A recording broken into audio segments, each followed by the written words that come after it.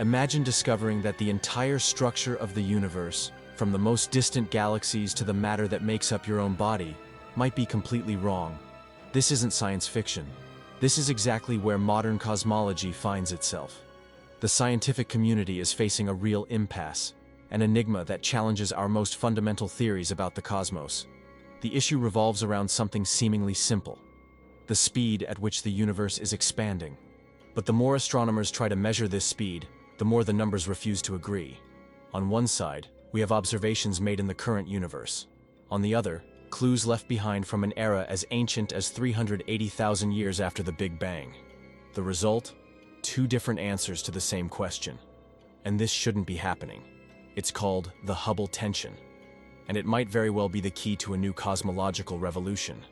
In this video, you'll understand why this problem is so serious, what it reveals about the limits of our science, and how it could change everything we know about dark matter, dark energy, quantum physics, and even time itself. Get ready for a journey to the heart of modern cosmology's greatest crisis. We normally think that science is made of certainties, but in reality, progress happens precisely when certainties begin to fail. A perfect example of this is the Hubble tension. When scientists try to measure the Hubble constant, used to describe the expansion of the universe, they run into a serious problem. The results simply don't match. And it's not a small margin of error difference. We're talking about values that differ by more than 10%, even with measurements made using cutting-edge technology. On one side, we have the group that looks at the current universe. They analyze objects like type Ia supernovae, which function as true standard candles. The term standard candle is an analogy. Just like a regular candle always emits the same amount of light, a standard candle in the universe is an object that emits a known amount of luminosity.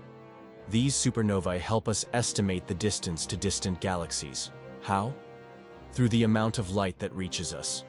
This approach delivers a value for the Hubble constant around 73.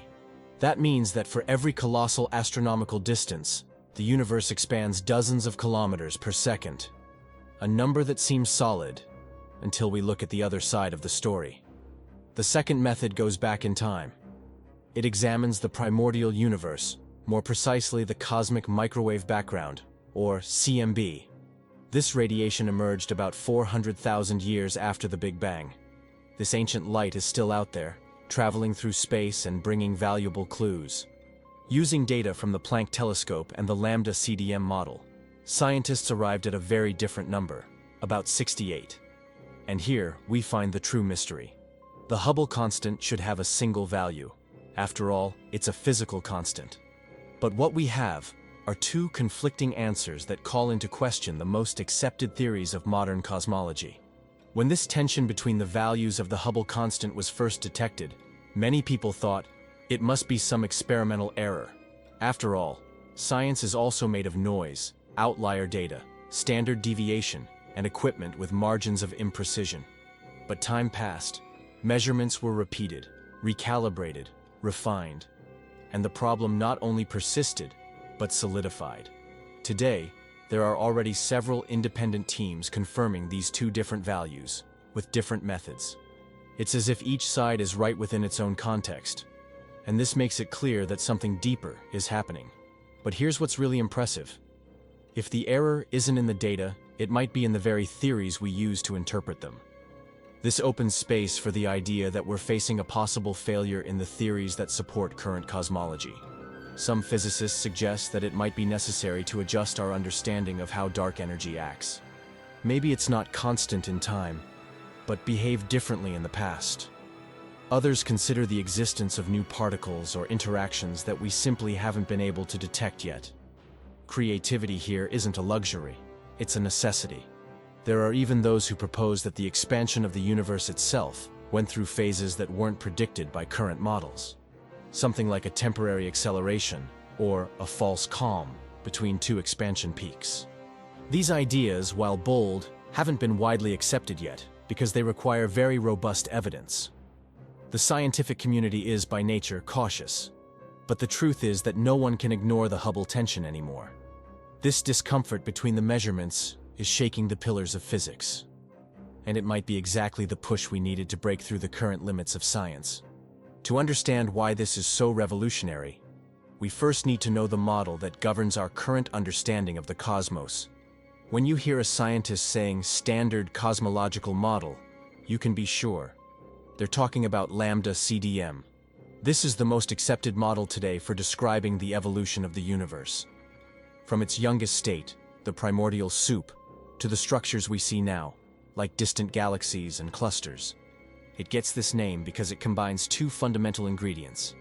Lambda represents dark energy, responsible for the accelerated expansion of the universe, and CDM refers to cold dark matter, which helps shape the cosmos even without emitting light. Lambda CDM works like a kind of cosmic recipe. It predicts the exact proportion of ordinary matter, dark matter, radiation, and dark energy needed for the universe to have developed the way we observe it. And it's not a small thing that this model gets right.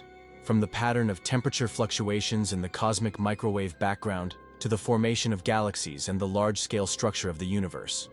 In other words, it matches a bunch of scientific discoveries that came from real, measurable observations. But despite being an extremely successful model, lambda CDM is not exempt from limitations. The Hubble tension itself exposes a crack in this theoretical structure. Maybe dark energy isn't as simple as the model assumes. Maybe quantum physics needs to be integrated more directly to explain the behavior of the primordial universe. What we know is that if lambda CDM can't explain the divergence in Hubble constant measurements, we'll have to adjust it or even surpass it with a new model. And this leads us to an even deeper question. How do we manage to see so far into the cosmic past? Imagine the universe as a newborn baby. As strange as it may seem, we can see the portrait of this cosmic baby, and it's called the cosmic microwave background, or CMB. This ancient light was emitted about 400,000 years after the Big Bang, when the universe finally cooled enough to become transparent. Before that, everything was a dense fog, where light couldn't travel without being absorbed. But from that moment on, light was released into the cosmos and continued its journey until today. It carries a direct record of the primordial universe. This fossilized glow is one of the pillars of modern cosmology. Measured in microwaves, the CMB has a brutally cold temperature, almost at absolute zero. But it's the small temperature fluctuations that hide valuable clues about the initial conditions of the universe. These microscopic variations aren't random noise. They're the echo of profound phenomena, like cosmic shock waves and low-density regions caused by radiation. Through them, we can infer what the distribution of matter, energy was like, and, of course, how the universe was expanding at that time. The Planck telescope was one of the major players responsible for refining this analysis. From cosmic microwave background data and applying the lambda CDM model, Planck offered a precise estimate of the Hubble constant, about 68. This number matches theoretical predictions, but clashes head-on with values obtained from standard candles in the current universe. And if that weren't enough, we have yet another method that complicates the cosmic puzzle even further. Let's imagine that the universe is an immense dark road. To know where we are and where we're going, we need reliable distance references. That's where the so-called standard candles come in. These astronomical objects are used as predictable points of light. Why? Because they always shine with the same intrinsic intensity. And among all known standard candles, type Ia supernovae are the most reliable. True cosmic lighthouses. They occur when a white dwarf, in a binary system, steals so much matter from its companion star that it explodes in a thermonuclear reaction that's incredibly stable in energy. The brilliance of this phenomenon is that the explosion always happens with the same critical mass. This means that all type Ia supernovae have approximately the same brightness. With this, astronomers can measure the distance to these distant galaxies. How? By comparing the real brightness, which they know, with the observed brightness, which weakens with distance. This method is so precise that it became the basis for various measurements of the Hubble constant. And using this type of observation, the values obtained revolve around 73, a number that today represents the other half of the Hubble tension. Of course, type Ia supernovae aren't the only tools available. Astronomical calibration has evolved a lot. Today we also use variable stars, stellar parallax, and even gravitational lensing to measure distances. but standard candles continue to be one of the most reliable methods in the local universe. And it's precisely this reliability that makes the dilemma even more intriguing. If the cosmic microwave background data is right, then something about the supernovae or the distances is wrong, and vice versa. In the end, what seemed like a solid method might be hiding a flaw in our most basic theories. Wait, this means we're really facing a cosmic crossroads. The Hubble constant, this number that should be a solid anchor for explaining the expansion of the universe, is dividing science in half. On one side, evidence from the primordial universe points to 68. On the other, measurements in the current universe reach 73. And between them, a tension that grows with each new discovery. It might seem like little, but this difference represents an abyss in our understanding of the cosmos. This isn't just a data divergence. It's an invitation to doubt, to investigate, and who knows, to the birth of a new cosmological revolution. The question that remains is, are we ready to revise the foundations of physics? Or maybe, to find a new layer of reality? A reality made of dynamic dark energy, unknown matter, or even new dimensions. It's exactly in these cracks of knowledge that science grows. And if you've made it this far, congratulations. You're walking alongside those who refuse to accept easy answers. Because the universe doesn't explain itself in a straight line. It reveals itself in contradictions. And that's why this channel exists, to explore these frontiers together. If this stirred your curiosity, subscribe, turn on notifications, and share this video with those who also feel that reality goes far beyond what has already been determined. Now tell me, which side of this tension would you bet on? The reliable brightness of supernovae or the frozen echo of the primordial universe?